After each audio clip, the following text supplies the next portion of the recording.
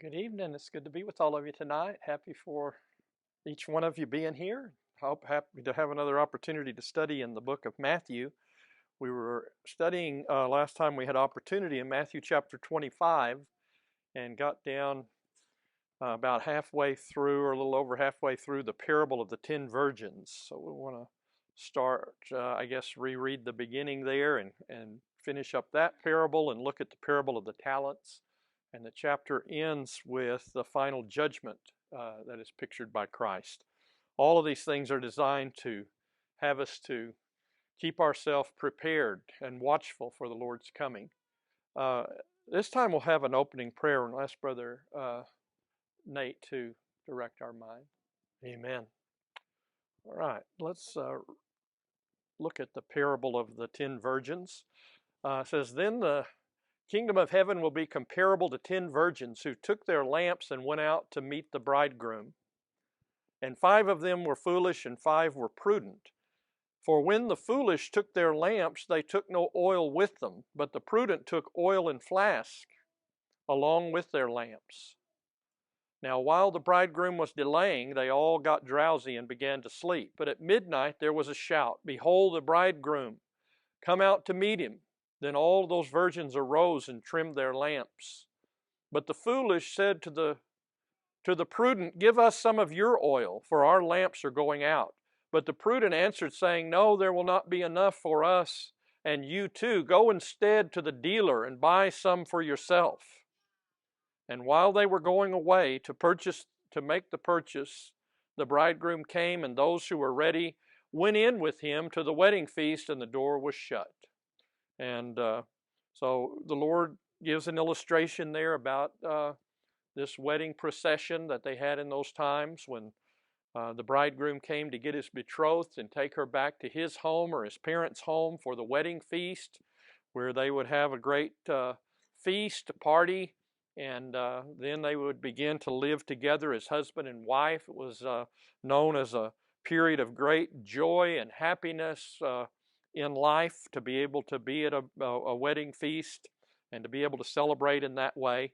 And of course, that's a picture of us of what it's going to be like when the Lord comes back, that we'd be welcomed into heaven and be able to enjoy the marriage feast of the Lamb and all of the joys connected with it. And if we're going to be there, we have to be ready to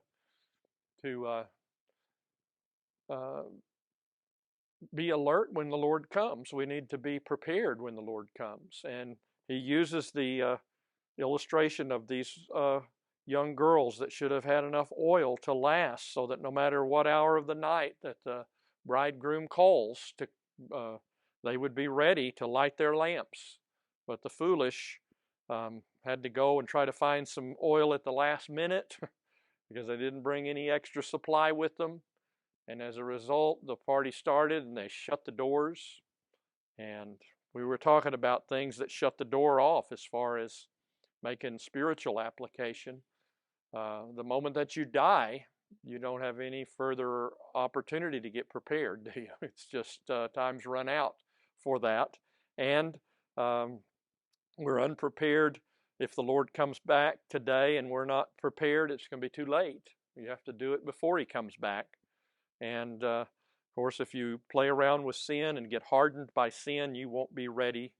The door may be shut to where you won't ever come to repentance if you keep resisting and becoming callous to God's appeals. So there are many things that can shut the door and cause us to be cut off from enjoying the joy.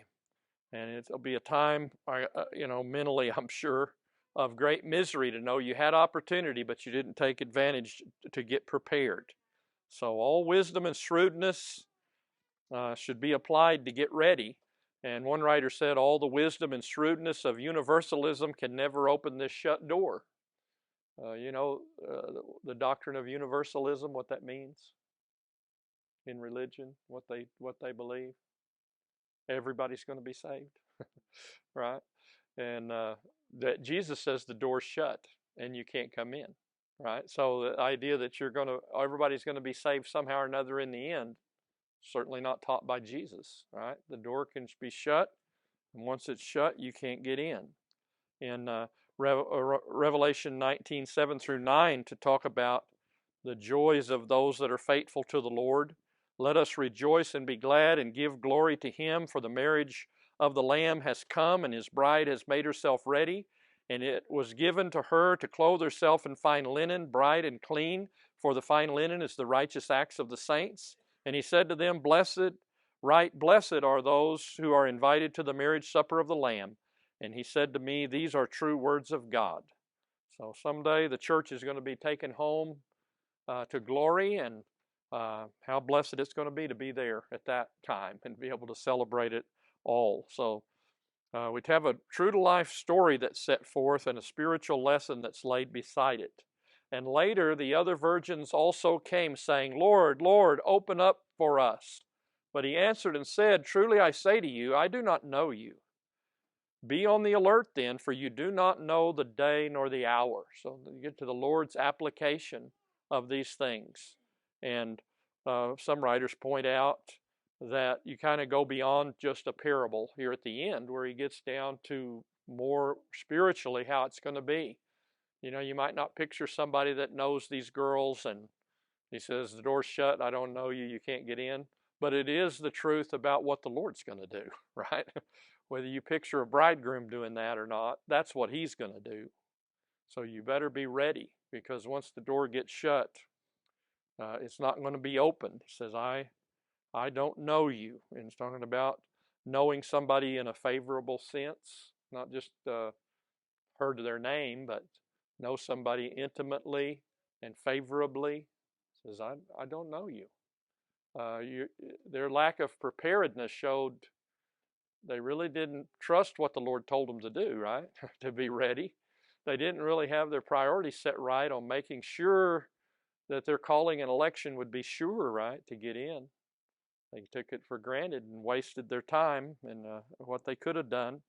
So no longer counted even as acquaintances, much less as part of the household. The Lord's application that goes back to what He's been saying about the second coming, to be on the alert always for the Lord's coming, and when that day comes. No time to get ready at the last minute. It's going to be too late then.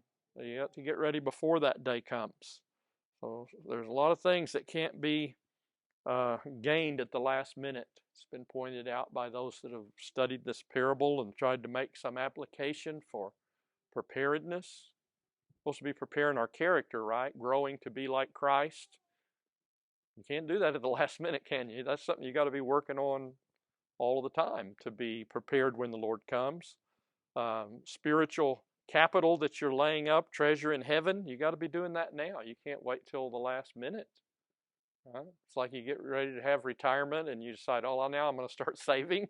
It's too late to build it up at the last minute. You got to start when you're young, getting ready for that day. And treasure in heaven, you got to lay up those good works from day to day. Does anybody else have some thoughts here on the parable you'd like to add?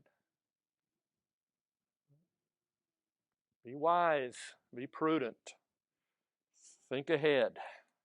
Let's look at some other ideas about preparedness, since that's the overall arching idea. The time is coming that when getting ready will no longer be possible. The door will be shut. Be prepared to wait for a long time. Isn't that what the parable shows too? A lot of people in the first century were thinking the Lord was going to come back in their day any time. But He said He was delayed, the bridegroom. It was a long time before He came. They all went to sleep before He came. And so we don't know when the Lord is coming, but we know it's been a long time since the first century. Be prepared to go to Him directly when He comes. Each individual must be personally and spiritually prepared. There's not anybody else can do it for you. And again, only the prepared are going to get to enter that day and be able to endure this trial of a long delay. Right? It's a long time. It's more likely the person's faith might wander and you give up, but you got to be building yourself up every day for the long run. And only the prepared can stand the immediate summons. It comes unexpectedly. You got to be ready all the time. And the bridegroom's coming from another city to get his bride is the picture. So be wise, make your calling sure, constantly build your character, always take the safe course, right? Isn't that what prudence is about? You make sure you got enough supply to get where you're going, right? And to make it the long road. You've got, should the worst case happen, you're going to have the supplies necessary to make it through. There's a big ice storm, or there's something you can't go to the grocery store. Do you have a supply so you can make it through till somebody can get to your house with some help or whatever? Or there are a lot of things you could apply it to. He's applying it to our souls, having our souls prepared for whatever test might come. And again, I've been told many times in my life as a Christian, well, you're just you're being too careful about doctrine, or you're being too careful about doing everything exactly right. And, well, isn't the story here be wise and prudent and really be prepared and make sure you're dotting all the I's and crossing all the T's and you're ready should the Lord come, right? So it teaches us that carefulness, scrupulousness. Any other thoughts? Yes, Karen. Right. Yeah, absolutely. And there's so many things. I mean, we want to make sure we're not going to miss out on in this world. What about eternal life? It's going to last forever. You don't want to miss that boat. I've missed an airplane before. That's no fun. When you get there too late to get through the line, you got to take a later flight. Well, there's no later flight on this one. You're either ready or not. Yes. Well, and one of these days you're going to be right. It's going to be that day. I mentioned last week, something I don't remember who all I mentioned it to, but Tabitha's Elijah's coach. He was 60, right? Went out to look after the chickens and didn't come back, and he had a heart attack or something and died. They had his funeral this week, and there was a lady that was running for mayor over in Louisiana on election day, got hit by a car and killed, and I'm sure she had all kinds of plans about being the mayor and all that, but she didn't plan on a car coming through a stop sign and slamming into her. So, you never know what's going to happen. You have to be ready all the time. Is the bottom line. All right, he's going to give us another story that's world famous, the story of the talents, and it tells this parable from true to life circumstances on how the Lord deals with his servants and how we should be faithful servants, waiting, doing our faithful duty for the Lord to come back and settle accounts with us. We should be trying to make a profit for the Lord. For it is just like a man about to go on a journey who called his own servants and entrusted his possessions to them. To one he gave 5 talents, and to another 2, and to another 1, each according to his own ability, and he went on his journey. So there's going to be 5 talents given to one, and talent is a term for a weight. We're told about 125 pounds was the Roman weight, and it talks about hailstones that were a weight, a talent, or whatever that fell in the book of Revelation.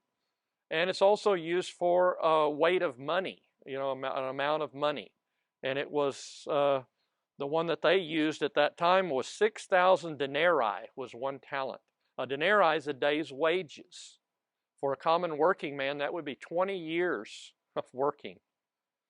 So this is a very wealthy man that is leaving a large sum of money to each of these servants. One 5 talents, one 2 talents, the other 1 talent. So even the 1 talent, man, that's 20 years of salary given to him to invest, and he's going away, and you had all of this money. You need to put your money to work, right? You don't want to just bury it in the ground somewhere until you come back. Wealthy people that gain that kind of wealth, they usually know how to invest and do business and keep their accounts growing. So he appoints these servants to take care of this money while he's away, so that when he comes back, he'll have some profit on his wealth. And He is a very prudent, wise businessman that knows that you don't want to entrust, a whole lot of money to somebody that's not very talented and not very good at what they do. So he looked at each person's ability, and this is illustrating God, right? God is extremely wealthy. Everything we've got is something entrusted to us by God to use, all of our talents and abilities that we have. And we're going to have to render account for what we've done with all of God's gifts to us on the last day. So you can see how all of this fits. Does God take into account on Judgment Day how much ability you've got and how much opportunity you had to use your ability? That is going to, any fair judge is going to take that into account, right? He's not going to judge everybody exactly the same when it comes to their responsibilities.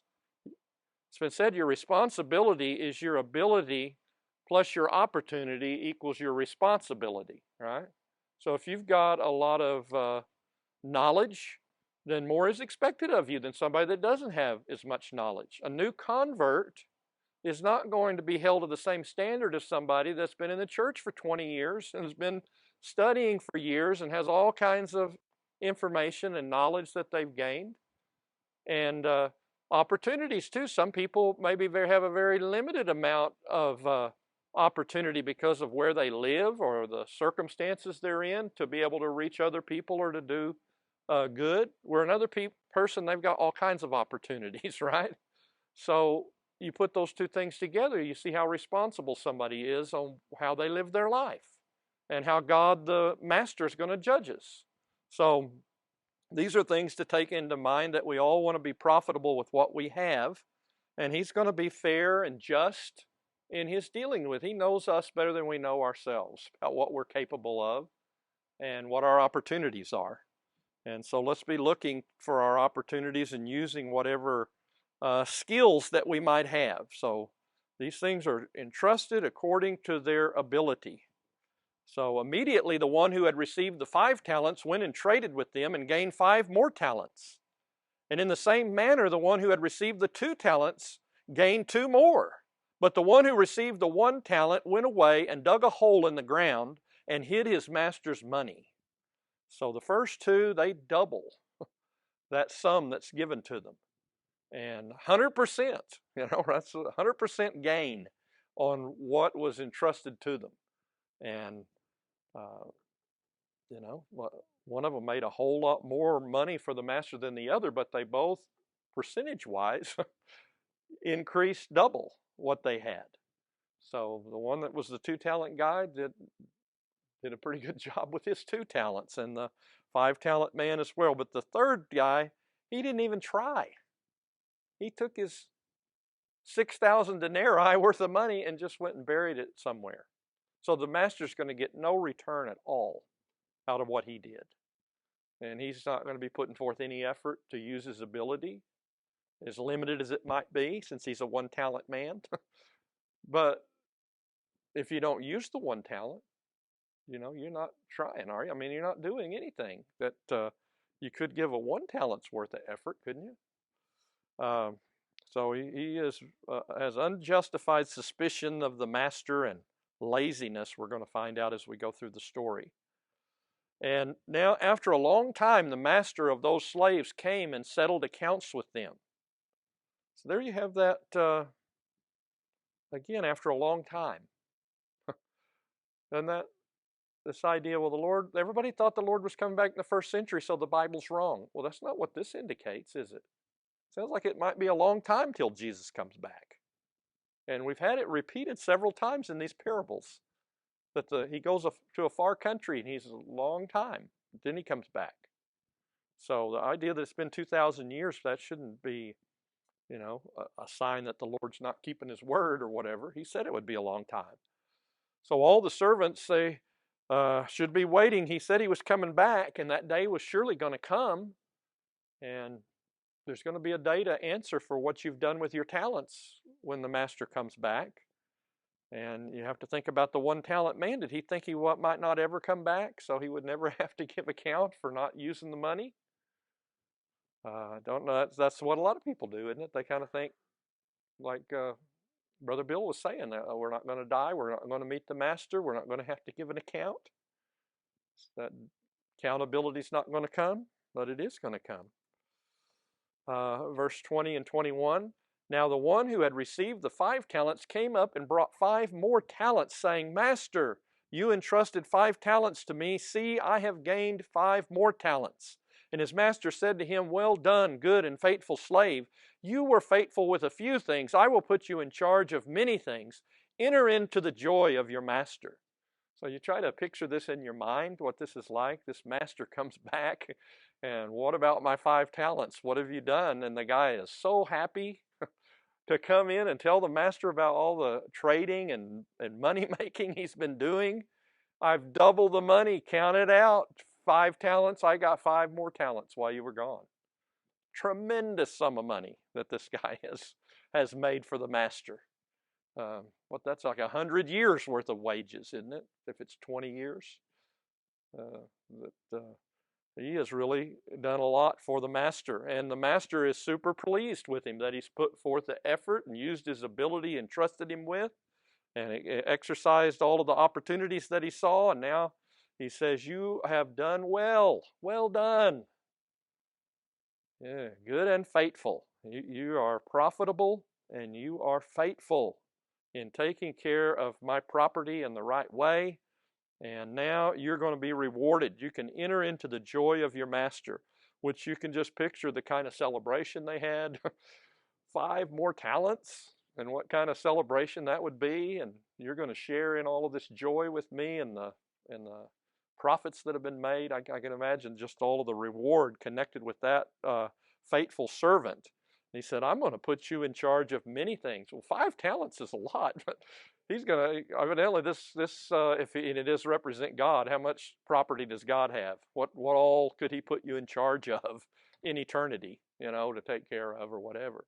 You're really going to have a better job, bigger job to do.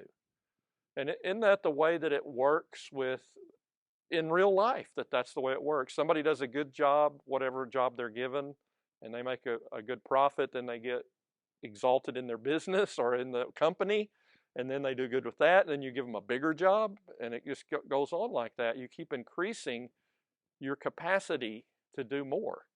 And the reward for work well done is you get bigger work, bigger responsibilities.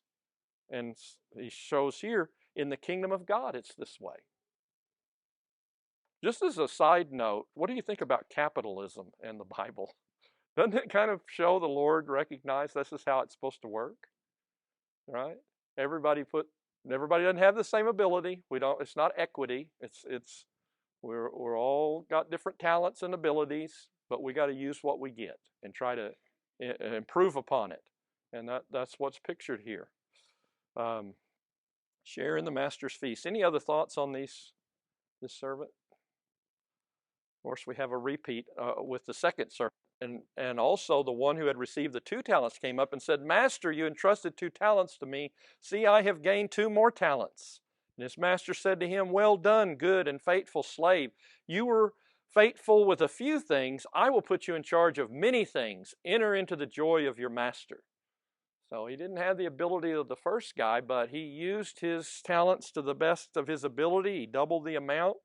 And he also is a good and faithful slave. So the Lord judges us individually, and he rewards those that put forth a good effort and try to make a profit for him. So we can see just how important it is. You walk in the light. You strive to get better every day. You try to bring glory to the Lord and his cause, right? Isn't that the point? We try to make an improvement all the time on the glory the Lord gets, right? That's what we're trying to do. Bringing other people to Christ, building other people up in Christ, helping the needy saints, helping anybody that's in need that we have opportunity to help. Those are the works we're supposed to be about. And good and faithful. You're doing what I asked you to do.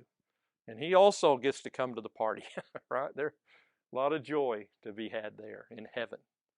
And now we come to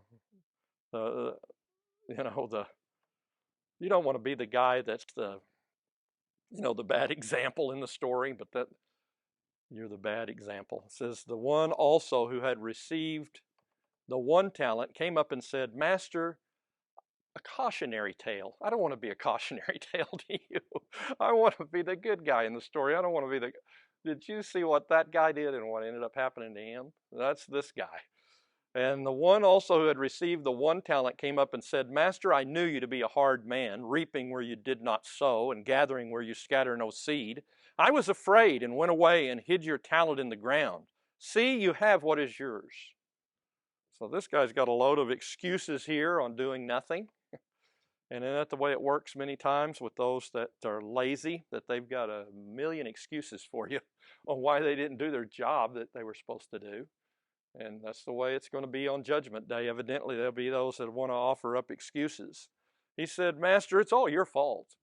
Really, isn't that what he's saying? It's your fault that you would expect me, to make a profit and do something with this money, because I know you're a very hard man. You're harsh and merciless and stern.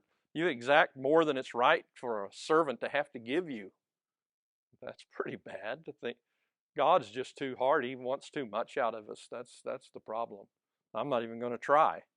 And there are some hard people in the Bible, like Pharaoh, where he forced the Jews to make bricks to a higher quota, but he wouldn't, or the same quota, but he didn't give them the straw to make the bricks. They had to go gather up the straw and do more work to get the same number. Then they couldn't meet it, and he had them beaten. The overseers were beaten. That's a hard man. Yeah, that's not reasonable. Or like Rehoboam and his taxes. They said his taxes were heavy on the people, and his response was that he was going to make them even heavier. If instead of removing Solomon's taxes, he was going to make it even harder on them. But that's not our God. That's not the way he is. He's not pictured as that way. He loves us. He wants us to be saved. He wants us to make a profit. He's looking out for our best interest. He doesn't ask us to do anything we're not able to do. Yes? If he, like I say, if he entrusts something to you, then he knows you've got the ability to do something with it, right? I mean, it can be accomplished. And with the Lord, all things are possible for us to do that he's asked us to do. So, right. There won't be setbacks and problems, and well, that happens when you're trying to invest your one talent worth of money. Some of your investments will hit, and some of them won't. But if you don't make any investments, you're not going to make any. There's no chance, right, that you're going to do anything. So it is a lie about him being hard, because he took into account their ability. He didn't give them more than they had the ability to handle. So he doesn't give, and I make an application, he must not be giving Billy or you or whoever more than you can handle, because he's a fair master. He's not hard. And he sowed the talents among the three servants. So he said, you reap where you don't sow. Well, if I give you the money and you didn't have, I'm sowing, right? I'm giving you what you need to go invest. And God's given all kinds of things to us. All kinds of good and perfect gifts come down from him for us to use. And we didn't earn any of them, right? They were given to us and thrown in our path. So had every right to reap and gather. And this man just doesn't recognize that at all. He said, I was afraid.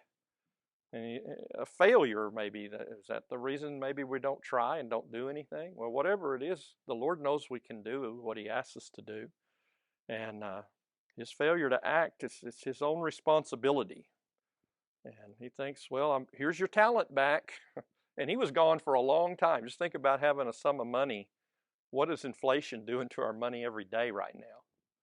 All of us have like 8% less just in 1 year than what we had last year, just by our money just being in our pocket. Well, the same kind of things went on back then too. If you weren't investing and growing, you're going backwards, right, with your money. It's not going to be worth as much. So the master responds, and these words we all need to take to heart. But his master answered and said to him, you wicked, lazy slave, you knew that I reap where I did not sow and gathered where I scattered no seed. Then you ought to have put my money in the bank, and on my arrival I would have received my money back with interest. If I'm such a tough judge, then that's no excuse for you to do nothing, is it? If you really think God's hard and he's going to judge you strictly, then that's all the more reason why you better do what he says, right? And not just bury the talent. in the ground. So he uses his own words against him. If you were so fearful of how I was going to hold you to account, you should have done something with the money. And he said you could have given it to the bank. It's literally the word for the bench, which is where the money changers and the investors would sit on these benches, and that's what it was, where we would say bank. And they did the same thing the bank does. You put your deposits at the bank, and then they loan it out at higher interest to other people than what they're going to pay you on it. And that's how they make their money. And that's what they did at that time too. They would loan this money out, but at least you'd get some interest payment when the master came back after many years that he could show. So you didn't even do the minimal thing you could do. You didn't do the very minimum. So you are wicked and a lazy slave. And wickedness and laziness go together in the scriptures. It's not always true that the wicked are lazy, but it's always true that the lazy are wicked. Those two go together because you're not doing what you're responsible to do, to take care of yourself, to help other people, provide for your family, or whatever it is. You're not pulling your own weight. If you're lazy, you're letting even things that have been given to you, whether it's property or a house or a barn or whatever, to just fall apart because you won't even do the maintenance on it. Isn't that the way the wicked, lazy person, the sluggard, is mentioned in the book of Proverbs? So this is a physical story. We're supposed to take that and apply it to us spiritually, right? With the things of our soul and the souls of others that are entrusted to us. If you're lazy and not doing what you can do for yourself and others, you're wicked. You're not doing your part. This negligence, right, is a sin. So it's not just that you check all of the, certain ritual boxes that we do, but there's a lot of positive individual growth that has to take place, and that we also need to be thinking about when we think about our standing with God and asking for forgiveness. Those things too need to be brought before God. Are we doing everything with our ability that we're capable of and that we should be doing? Are we leaving things undone that should be done? Any other thoughts on this verse? Therefore, take away the talent from him and give it to the one who has the 10 talents. For to everyone who has, more shall be given, and he will have an abundance. But from the one who does not have, even what he does have shall be taken away. Throw out the worthless slave into the outer darkness. In that place there shall be weeping and gnashing of teeth. So there is punishment for wickedness and laziness. So you be faithful in using your opportunities for service. You have these things bestowed upon you according to your ability, and you should improve all the things that you have to the glory of God. And negligence is going to be punished. And it's punished with outer darkness. Instead of being at the party where all the light is, you're outside the party, separated from the presence of God. And that's the way it is pictured for us. There's weeping out there that you have proved so unreliable that now you're not trusted by God to have a relationship with Him anymore. And so you're cast out, wretched, everlasting hopelessness, and the gnashing of teeth, excruciating pain where you grit and grind your teeth in agony is the picture. So diligence is rewarded, and laziness and not trying is going to be punished. And of course, he talks about taking away this. Can't remember what I have on the next slide here. I'm making this pointer. Okay. You think, well, the guy with the 10 talents, he takes the talent from him because he won't use it. He says, give it to the guy with 10, and you think, well, he's already got 10. Why would you? But that's the way it works in life, isn't it? And it says, evidently, spiritually, that's true too. That the more that you do with your ability and opportunity, then the bigger opportunities you get and the more that you can do. If you want something done, and there's an old proverb that they say, if you want something to be done quickly and well, you find the busiest person you know and give the job to him. because he's the one that'll get it done, right? He's the one that'll do it right away, and you won't fall through the cracks, right? So the guy with the 10 talents would be the best one to give the talent to, because he's going to use it, right? He's going to make good use of it.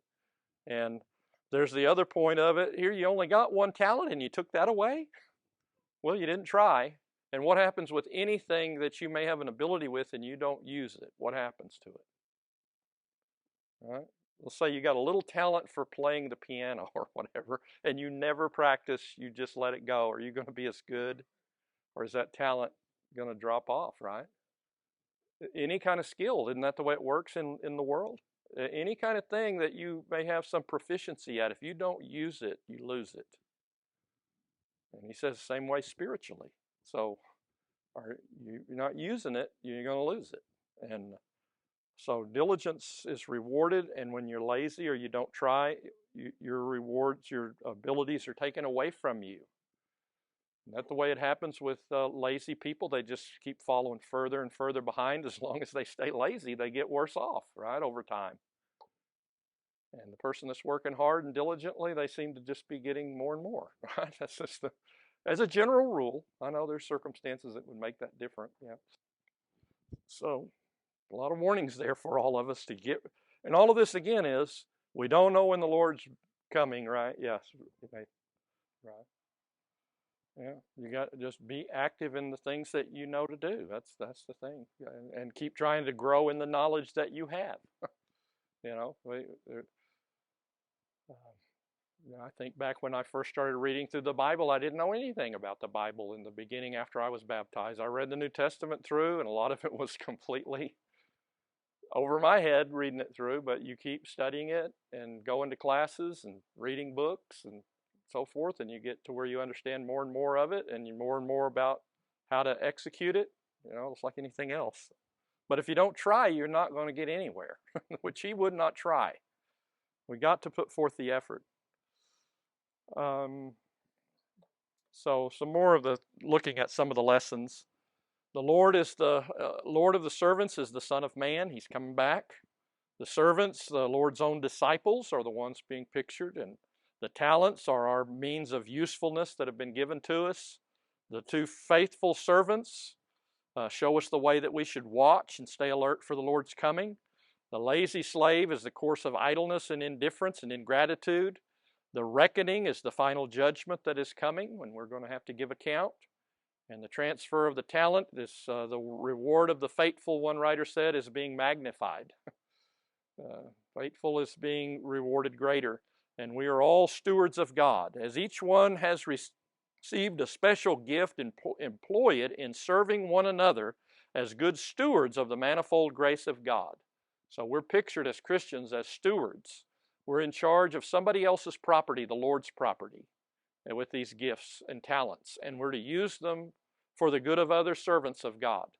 And God's given different gifts to different ones according to His will.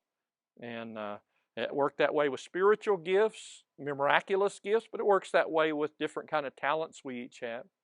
Some are really good at carrying a tune and can lead singing, and you know that's one area maybe somebody else has a deficit in and they can't do that, right? We've all seen that. Or people are able to put thoughts together and be able to present a lesson, and other people have much more difficulty with that.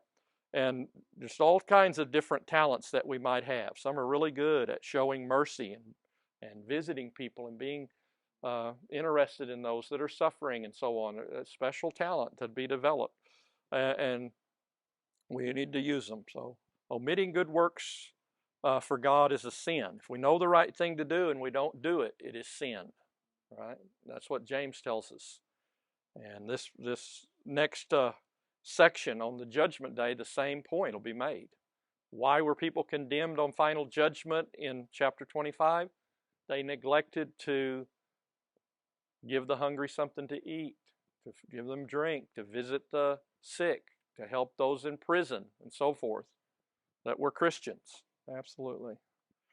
All right, Lord willing, we'll take up at verse 31 next time.